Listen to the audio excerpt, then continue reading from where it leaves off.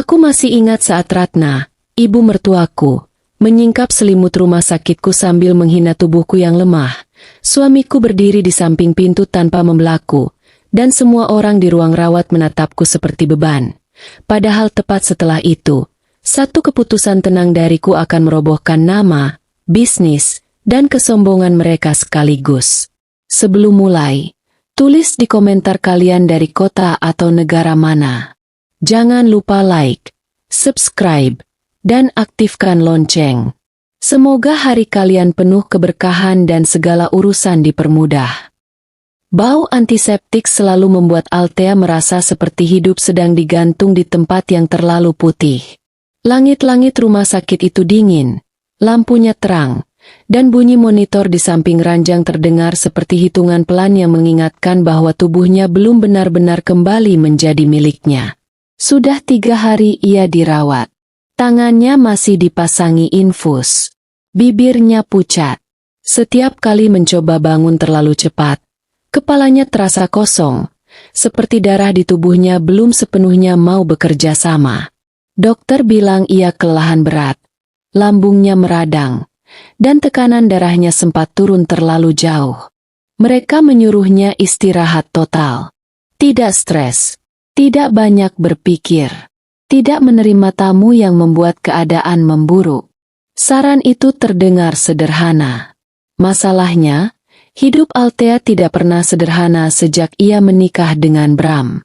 Dari pagi sampai siang, ruang rawat VIP itu cukup tenang. Perawat datang memeriksa tekanan darah. Suster mengganti cairan infus. Dari lorong, terdengar roda troli obat melintas. Sesekali ada suara pintu kamar lain terbuka, lalu tertutup. Semua bergerak dalam ritme rumah sakit yang tenang namun melelahkan. Di kursi dekat jendela, tas kerja Althea masih tergeletak. Di dalamnya ada laptop, buku agenda, charger, dan map biru berisi rancangan presentasi proyek besar yang seharusnya ia bawa minggu ini. Bahkan di ranjang rumah sakit pun, pekerjaannya masih menunggu. Ia sempat membuka map itu tadi pagi, lalu menutupnya lagi karena pandangannya kabur. Ponselnya bergetar pelan di meja samping tempat tidur. Nama yang muncul, Bram. Althea menatap layar itu beberapa detik sebelum menggeser untuk menjawab. Iya, Mas. Suaranya kecil, masih serak. Aku mungkin telat ke sana, kata Bram dari seberang. Nada suaranya datar, seperti orang yang sedang memberi kabar soal macet, bukan istri yang terbaring di rumah sakit. Ada meeting sama tim legal. Althea menutup mata sebentar. Kamu kemarin juga bilang begitu. Iya, aku tahu. Makanya aku bilang mungkin telat, bukan gak datang. Ada jeda sebentar. Kamu udah makan? Tanya Bram, akhirnya. Udah. Oke, nanti aku kabarin lagi. Telepon itu ditutup bahkan sebelum Althea sempat bilang ia ingin ditemani. Bukan hal baru. Selama 4 tahun pernikahan mereka, Bram selalu punya cara untuk terdengar cukup peduli tanpa benar-benar hadir. Ia tidak kasar.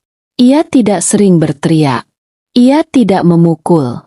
Justru itu yang membuat luka-luka kecil di dalam rumah tangga mereka sulit dijelaskan pada orang luar. Bram pandai terlihat baik. Ia hanya selalu gagal saat Althea benar-benar butuh seseorang berdiri di sampingnya. Perawat masuk 5 menit kemudian membawa obat. Suaminya belum datang lagi, Bu? Tanya suster itu sambil memeriksa infus. Althea tersenyum tipis. Masih kerja. Suster itu mengangguk pelan, tapi sorot matanya berubah lembut. Seolah ia terlalu sering melihat jawaban semacam itu keluar dari perempuan yang berusaha menutupi kesepian dengan kalimat sederhana. Menjelang sore, ketika cahaya dari jendela mulai redup dan tirai tipis bergerak pelan oleh angin pendingin ruangan, bunyi tumit sepatu terdengar dari lorong. Bukan satu orang, lebih dari satu. Irama langkahnya cepat, yakin, dan terlalu ribut untuk ruang rawat orang sakit. Althea menoleh ke pintu. Pintu terbuka tanpa ketukan. Ratna masuk lebih dulu. Ibu mertuanya mengenakan setelan mahal warna ungu tua, tas kulit di tangan kiri, parfum yang terlalu tajam untuk ruangan rumah sakit, dan wajah yang sudah siap menilai. Di belakangnya, ada Vina, adik perempuan Bram, dengan ponsel di tangan dan bibir yang terlipat tipis. Bram masuk paling akhir, masih memakai kemeja kerja, lengan digulung sampai siku, tapi matanya langsung menghindar begitu melihat istrinya. Perut Althea menegang. Ia bahkan belum sempat duduk tegak saat Ratna bicara. "Astaga," katanya sambil melihat sekeliling kamar. "Kamar VIP begini mahal sekali. Ya, hanya untuk orang yang kelelahan." Tidak ada salam. Tidak ada pertanyaan tentang kondisi. Hanya penilaian. Althea berusaha bangun sedikit. Tangannya menyentuh pagar ranjang. Punggungnya belum cukup kuat. Tapi ia tidak mau terlihat terlalu lemah di depan perempuan itu. "Dokter yang minta saya dirawat, Bu." Ratna mendekat beberapa langkah. Tumit sepatunya berbunyi tajam di lantai. Dokter sekarang memang gampang panik. Perempuan zaman sekarang juga begitu. Sedikit pusing, sedikit mual, sedikit stres, langsung tumbang. Vina berdiri dekat meja, menatap buah potong yang belum disentuh Althea. Buahnya aja nggak dimakan. Pantesan lemes. Althea menoleh ke Bram. Ia menunggu. Setidaknya satu kalimat. Satu teguran. Satu upaya menahan ibunya. Bram justru berdiri dekat pintu dengan tangan di saku celana. Seolah dirinya hanya pengunjung yang salah masuk kamar. "Mas," kata Althea pelan. "Bisa tolong?"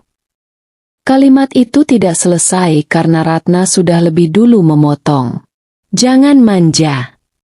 Suaranya naik sedikit. "Bram itu capek kerja. Jangan setiap kali kamu punya masalah badan. Anak saya harus lari semua ke sini." Ruangan yang tadinya dingin tiba-tiba terasa sesak. Dari lorong, dua suster yang lewat sempat melirik ke dalam. Mereka tidak masuk, tapi jelas mendengar suara Ratna yang terlalu tajam. Althea mencoba menarik napas lebih dalam. "Saya nggak minta siapa-siapa lari, Bu. Saya cuma dirawat." Ratna mendengus. "Dirawat, dirawat. Seolah kamu satu-satunya orang yang pernah sakit." Ia melangkah lebih dekat ke ranjang. Lalu dengan gerakan yang membuat darah Althea terasa dingin, Ratna menarik sedikit ujung selimut yang menutup kaki menantunya. "Coba lihat dirimu," katanya. "Baru segini saja sudah terbujur. Apa gunanya jadi istri kalau rumah berantakan, suami nggak keurus, dan akhirnya malah masuk rumah sakit?" Tangan Althea refleks menahan selimut itu kembali. Jemarinya dingin. Napasnya tersangkut di dada. Vina terkikik kecil. "Iya, Ma.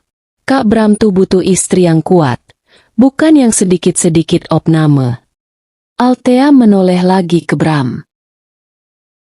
Suaminya itu akhirnya berkata, tapi bukan seperti yang ia harapkan. "Udah, Ma. Jangan terlalu keras. Althea lagi sakit."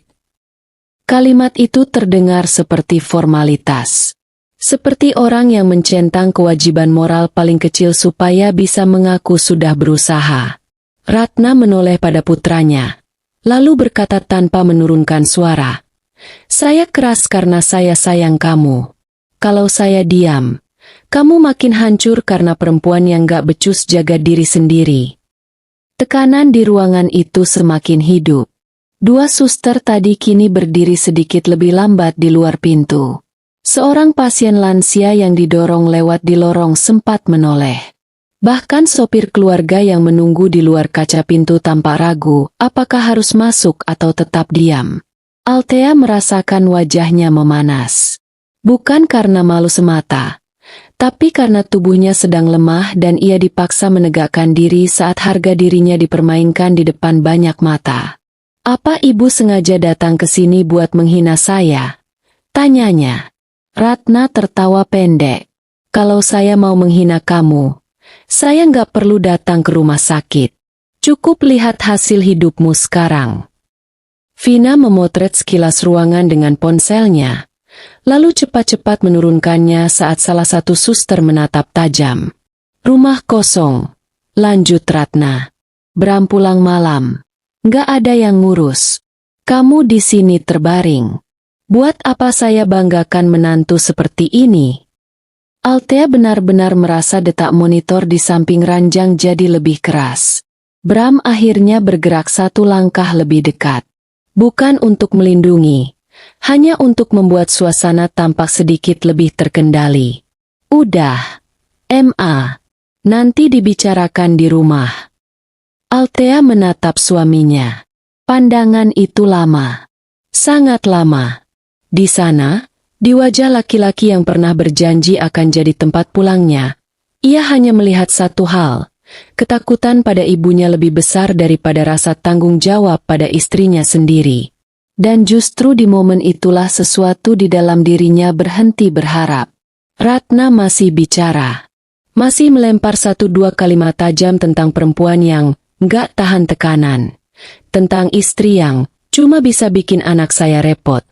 Tentang rumah tangga yang, kalau begini terus lebih baik dipikir ulang. Tapi kata-kata itu mulai terdengar semakin jauh. Karena Althea sedang melihat sesuatu yang lebih penting. Ia sedang melihat dengan sangat jelas siapa mereka sebenarnya. Dan saat ia benar-benar melihat itu, amarahnya justru turun menjadi ketenangan yang jauh lebih dingin. Setelah beberapa menit yang terasa sangat lama, Ratna akhirnya mundur satu langkah. Pokoknya cepat sembuh. Jangan bikin beban lebih banyak. Ia berbalik. Vina ikut. Bram tinggal paling akhir. Althea, katanya pelan. Althea memotong. Suaranya serak tapi datar. Nggak usah. Bram terdiam. Kalau kamu mau pergi, pergi aja. Tadi juga kamu udah pilih. Raka, tidak. Bram menelan ludah. Lalu benar-benar pergi. Pintu tertutup. Suara langkah mereka menjauh di lorong. Baru setelah itu Althea menyandarkan punggungnya pelan ke sandaran ranjang. Tangannya gemetar kecil. Bukan karena takut. Lebih karena tubuhnya akhirnya melepas tegang yang dari tadi ia paksa tahan. 1 titik air mata lolos ke pelipis. Tapi ia segera menghapusnya dengan punggung tangan.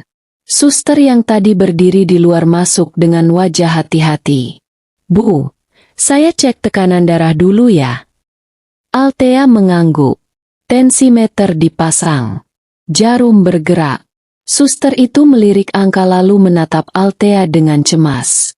Jangan terlalu dipikirkan, Bu. Althea justru tersenyum kecil. Bukan senyum bahagia. Bukan senyum pasrah. Senyum itu begitu tipis.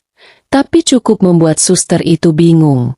Karena orang yang baru saja dipermalukan biasanya menangis, marah, atau hancur.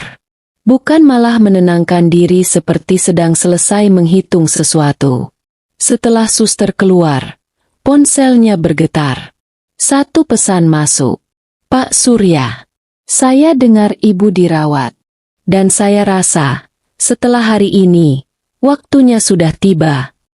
Althea menatap layar itu cukup lama. Pak Surya adalah orang kepercayaan ayahnya. Orang yang selama ini mengurus semua hal yang sengaja Althea sembunyikan dari keluarga Bram. Sejak kecil, ayahnya selalu bilang, tidak semua kekuatan perlu ditunjukkan. Tapi jangan pernah biarkan orang menginjakmu karena mengira kamu tidak punya daya. Setelah ayahnya meninggal, semua aset keluarga Dharma Kencana dikelola melalui trust dan perusahaan induk yang sangat jarang muncul ke permukaan. Althea tahu semuanya. Ia hanya memilih hidup biasa. Menikah tanpa memamerkan nama belakang. Bekerja dengan kemampuannya sendiri. Menjadi istri tanpa membawa bayangan kekayaan ke dalam rumah tangga. Ia ingin dicintai sebagai dirinya sendiri. Dan hari ini, di kamar rumah sakit yang berbau antiseptik itu, ia akhirnya mendapat jawaban paling jujur. Ia membalas singkat, "Datang malam ini." Malam itu, setelah dokter memastikan tak ada tamu lain selain keluarga inti, Pak Surya masuk ruang rawat dengan langkah tenang. Jas abu-abu, map hitam. Wajah hormat yang tidak pernah berubah sejak ia mengantar Althea ke sekolah saat kecil. "Ibu sudah cukup melihat siapa mereka," katanya pelan. Althea duduk lebih tegak. Infus masih menempel di tangannya. "Iya." Pak Surya membuka map. Di dalamnya ada struktur kepemilikan, laporan merger, akta yayasan, dan dokumen yang membuat mata Althea tetap tenang meskipun jantungnya berdegup lebih jelas. Perusahaan keluarga Bram, Prasena Medika dan jaringan bisnis turunannya, sedang menunggu persetujuan final untuk kerjasama logistik dan teknologi rumah sakit dengan grup yang berada di bawah Dharma Kencana Holdings. Rumah sakit tempat Althea terbaring malam itu pun ternyata berada di bawah jaringan yayasan yang saham pengendalinya kini sepenuhnya ada di tangannya. Ia pewaris utama. Ia hanya tak pernah memakainya. Bram dan ibunya tidak tahu, tanya Pak Surya. Althea menggeleng. "Mereka nggak pernah benar-benar ingin tahu saya." Pak Surya mendorong satu surat kecil ke depan. "Ini pesan terakhir almarhum ayah Anda yang saya tahan sampai waktunya tepat." Tulisan tangan ayahnya masih sama, tegas, rapi, sedikit miring ke kanan. "Jika suatu hari ada orang yang mempermalukanmu saat kamu sedang paling lemah, jangan buru-buru membalas dengan amarah. Orang yang merasa menang biasanya justru membuka titik jatuhnya sendiri. Tugasmu hanya satu, berdiri, lalu pilih dengan tenang." Althea menutup surat itu perlahan. Matanya tidak berkaca-kaca. Tubuhnya justru terasa semakin stabil. "Saya nggak mau balas dengan cara murahan," katanya. Pak Surya mengangguk. "Saya tahu. Saya juga nggak mau fitnah. Nggak mau bikin drama." Althea menatap jendela. Di luar, lampu parkir rumah sakit memantul di aspal basah. "Saya cuma mau mereka paham akibat dari apa yang mereka lakukan." Pak Surya tersenyum tipis. Itu jauh lebih tajam. Besok paginya, rumah keluarga Bram belum tahu apapun. Ratna justru merasa datangnya ke rumah sakit kemarin berhasil menekan menantunya. Di meja makan, ia bahkan mengulang cerita itu pada Vina sambil mengaduk teh. Perempuan kalau sudah terlalu dimanja, memang begitu. Sakit sedikit, rumah sakit, ditegur sedikit, langsung pasang wajah korban. Vina tertawa kecil. "Kasihan sih, Ma. Tapi ya salah sendiri." Bram duduk diam di ujung meja. Tangan kanannya memegang sendok. Tapi ia nyaris tak makan. Wajah Salma, bukan, Althea, di rumah sakit semalam terus muncul di kepalanya. Bukan saat menangis. Bukan saat lemah. Justru saat ia menatapnya dengan mata yang sangat tenang dan berkata, "Kalau mau pergi, pergi aja. Tadi juga kamu udah pilih." Kalimat itu terus berdengung di kepalanya. Hari kedua, perubahan pertama datang dalam bentuk yang sangat formal. Sekretaris direksi mengirimkan surat bahwa rapat final kerjasama dengan Dharma Kencana Holdings ditunda sampai waktu yang belum ditentukan. Ratna membaca surat itu sambil mengernyit. "Kenapa?" Bram menggeleng. "Nggak ada alasan rinci. Cuma dibilang ada evaluasi ulang." Ratna meletakkan surat itu ke meja lebih keras dari yang perlu. "Ini nggak masuk akal. Semua hampir selesai." Hari ketiga, satu kabar lain datang. Program pengadaan digital rumah sakit yang sudah hampir dipastikan jatuh ke lini bisnis keluarga Bram dibekukan sementara. Alasan resminya, peninjauan etika mitra. Vina mendecak. "Etika apalagi sih? Tak satu pun dari mereka sadar bahwa kata itu sedang menunjuk tepat ke arah mereka. Hari keempat, tekanan sosial mulai menyusup. Salah satu tante yang sempat ada di rumah sakit rupanya bercerita ke keluarga besar lain bahwa Ratna memarahi Althea saat masih lemah di ranjang. Kabar itu menyebar cepat. Serius banget dia dimarahin pas lagi diinfus. Ya ampun, keterlaluan. Bram diam aja. Suara-suara itu sampai ke telinga Ratna lewat telepon saudara, lewat obrolan grup keluarga, lewat sikap orang yang mendadak lebih dingin saat menemuinya. Untuk keluarga seperti mereka, rasa malu sosial sering lebih menakutkan daripada masalah uang. Hari kelima, Althea pulang dari rumah sakit. Bukan ke rumah Bram. Ia pulang ke rumah kecil warisan ibunya di pinggir kota yang selama ini disewakan. Rumah itu tidak sebesar rumah keluarga Prasena, tapi hangat. Tirainya warna krem muda. Ada pohon melati di depan teras. Tidak ada suara tumit Ratna. Tidak ada tatapan sinis Vina. Tidak ada diam Bram yang menusuk. Di hari yang sama, Pak Surya mulai menggerakkan langkah berikutnya. Audit kerjasama, evaluasi sponsor, penundaan penandatanganan. Semua rapi, semua sah, semua bersih. Hari ke-6, Bram datang ke rumah Althea. Ia berdiri di teras dengan kemeja biru muda, wajah lelah, dan tangan yang beberapa kali membuka lalu menutup kembali. Althea membuka pintu, tapi tidak mempersilahkannya masuk. Kamu udah pulang, kata Bram, seolah itu kalimat yang cukup. Iya. Kamu nggak bilang. Aku nggak lihat gunanya. Bram menarik napas. Soal mama kemarin. Mas. Althea memotong lembut. Kalau kamu datang untuk menjelaskan kenapa kamu diam, nggak usah. Bram terdiam. Rahangnya bergerak. Aku salah. Untuk pertama kalinya, ia mengatakannya tanpa alasan tambahan. Althea menatapnya. Ada letih di wajah laki-laki itu. Ada tekanan. Ada penyesalan yang mulai tumbuh. Tapi semuanya datang setelah garisnya terlampaui. Ya, kata Althea. Kamu salah. Bram menunduk sebentar. Aku cuma nggak nyangka mama akan sejauh itu. Althea menatapnya lurus. Itu masalahnya.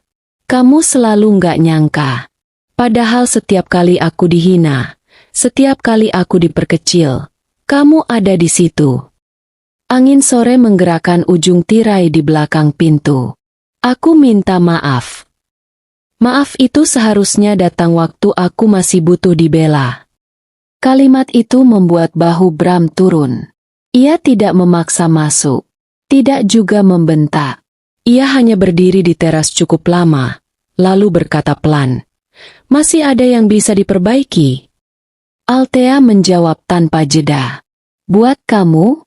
Ada. Buat kita? Saya rasa tidak." Pintu ditutup pelan setelah itu. Hari ketujuh datang dengan langit cerah dan udara yang terlalu bersih. Rapat khusus digelar di gedung pusat Dharma Kencana. Ruangannya luas, dingin, dan sangat formal. Meja kayu panjang, dinding kaca, logo perusahaan terpampang besar. Nama-nama peserta disusun rapi di depan kursi mereka. Ratna datang bersama Bram dan Vina. Ketiganya berpakaian rapi, tapi tak ada satupun yang benar-benar tenang. Ratna masih berusaha menjaga dagunya tetap tinggi. Vina sibuk memeriksa ponsel. Bram lebih banyak diam. Saat mereka duduk, pintu utama terbuka. Althea masuk. Ia mengenakan setelan putih tulang yang sederhana tapi tegas. Rambutnya ditata rapi. Wajahnya tenang. Tidak ada bekas perempuan lemah yang dibentak di rumah sakit beberapa hari lalu. Di sampingnya berjalan Pak Surya dan dua anggota Dewan Senior. Semua kepala menoleh. Ketua rapat berdiri. "Sebelum kita mulai, Saya perkenalkan Ibu Althea Pramudita Dharma, pemegang kuasa utama Dharma Kencana Holdings dan Ketua Pembina Yayasan Arunika Medika. Udara di ruangan seperti berhenti. Ratna membeku. Vina menatap ibunya, lalu Althea, lalu kembali ke meja. Bram tidak bergerak sama sekali. Hanya matanya yang melebar sedikit. Seperti seorang laki-laki yang baru sadar selama ini ia tidur di samping seseorang yang sama sekali tak pernah ia pahami. Ketua rapat melanjutkan, semua keputusan akhir terkait kerjasama grup Prasena Medika berada di bawah otorisasi beliau. Kalimat itu jatuh sangat bersih. Althea duduk, tangannya tenang di atas map hitam. Agenda dibuka satu persatu. Evaluasi etika mitra. Penangguhan sponsor, peninjauan ulang kerjasama, dan setiap alasan resmi yang dibacakan terasa seperti pisau tipis yang diputar perlahan di harga diri keluarga Bram. Ratna akhirnya tak tahan. Ini balas dendam? Tanyanya. Althea menoleh kepadanya. Bukan, Bu. Ini akibat. Jangan main kata-kata. Kamu sengaja mempermalukan kami. Saya. Althea mengangkat alis tipis. Saya tidak pernah datang ke rumah orang sambil menghina pasien yang sedang diinfus. Saya juga tidak pernah berdiri diam saat pasangan saya dipermalukan. Hening. Vina bergerak gelisah di kursinya. Ratna menegakkan tubuh. Bram menatap meja. Jari-jarinya mengepal pelan. Nadia, pengacara Dharma Kencana, membuka map berikutnya. Ada satu hal tambahan. Karena tindakan keluarga Prasena dinilai menimbulkan risiko etika dan reputasi, seluruh pengajuan kerjasama baru dari pihak keluarga ditangguhkan tanpa batas waktu. Ratna langsung menoleh ke Bram. Vina menahan napas. Mereka paham sekali apa arti keputusan itu. Bukan sekadar bisnis tertunda. Ini jatuhnya tangga yang selama ini mereka panjat untuk menaikkan status keluarga. Bram akhirnya bicara. Suaranya rendah. Althea. Ia menatapnya. Tatapan itu datar. Selesai. Aku nggak tahu. Althea memotong. Masalahnya bukan kamu nggak tahu. Masalahnya kamu selalu memilih nggak mau tahu. Ruangan kembali sunyi. Ratna yang selama ini paling pandai bicara mendadak kehilangan kalimat. Vina tak lagi bisa memainkan ekspresi sinisnya. Dan Bram, yang biasanya selalu punya alasan, hanya duduk dengan wajah yang perlahan menunjukkan bentuk paling telanjang dari penyesalan. Rapat selesai 1 jam kemudian. Di luar ruangan, Ratna akhirnya menyusul Althea. Aku salah, katanya. Kalimat itu terdengar seperti benda keras yang dipaksa keluar dari mulut. Althea berhenti. Ratna menelan ludah. Aku terlalu meremehkanmu. Althea menatapnya tenang. Sayangnya ibu sadar setelah saya benar-benar jatuh. Ratna menghindari mata menantunya. Apa tidak ada yang bisa diperbaiki? Ada yang bisa dipelajari, jawab Althea. Tapi tidak semua hubungan harus diselamatkan. Bram berdiri beberapa langkah di belakang ibunya. Wajahnya letih. Saat Ratna pergi lebih dulu, ia mendekat pelan. Aku benar-benar menyesal, katanya. Althea tidak memotong. Membiarkannya bicara sampai habis. Aku terus kepikiran kamu di rumah sakit. Cara kamu lihat aku. Cara kamu nggak nangis. Nggak marah. Justru itu yang bikin aku sadar aku kehilangan sesuatu yang bahkan belum sempat aku jaga. Althea menatapnya beberapa detik. Laki-laki itu jujur. Sangat jujur. Dan justru karena itulah kalimatnya terdengar makin menyedihkan. Masih nggak ada jalan? Tanya Bram. Althea mengembuskan napas pelan. Penyesalan yang datang setelah semuanya diambil dari saya bukan jalan pulang. Mas. Bram menunduk. Aku harap kamu tetap sehat, katanya akhirnya. Althea mengangguk tipis. Sekarang saya tahu caranya. Beberapa bulan kemudian, hidup Althea berubah total. Ia tidak kembali ke rumah Bram. Ia juga tidak kembali menjadi perempuan yang setiap pagi bergerak diam-diam untuk keluarga yang tidak pernah melihatnya. Ia tinggal di rumah kecil milik ibunya, lalu merenovasinya sedikit. Cat dinding diganti warna terang. Tirai baru dipasang. Taman depan dibersihkan. Rumah itu tidak mewah, tapi setiap sudutnya terasa lega. Di grup Dharma Kencana, ia mengambil alih divisi kemitraan etis dan transformasi layanan rumah sakit. Salah satu kebijakan pertamanya sederhana tapi tegas. Tidak ada keputusan medis, sponsor, atau kerjasama yang boleh dipengaruhi tekanan keluarga. Tidak ada pasien yang boleh dipermalukan. Tidak ada pasangan yang boleh diintimidasi dalam ruang pemulihan. Suatu pagi, saat meninjau salah satu rumah sakit di bawah yayasan, ia melihat seorang perempuan muda menangis pelan di kursi lorong sambil memegang map obat. Suaminya berbicara keras di telepon, menyalahkan istrinya yang baru selesai operasi kecil karena dianggap merepotkan. Althea berhenti. Ia mendekati perempuan itu, duduk sejajar, lalu berkata pelan, "Tarik napas dulu." Perempuan itu memandangnya dengan mata merah. "Sakit bisa pulih," kata Althea. "Tapi jangan biarkan orang mengambil harga diri Anda saat Anda sedang lemah." Perempuan itu menunduk sambil mengangguk. Dan di momen kecil itu, Althea tahu semua yang ia lakukan sekarang tidak sia-sia. Malam hari, ia duduk di dekat jendela rumah barunya sambil memegang secangkir teh. Angin masuk pelan. Tidak ada suara Ratna. Tidak ada nada Vina.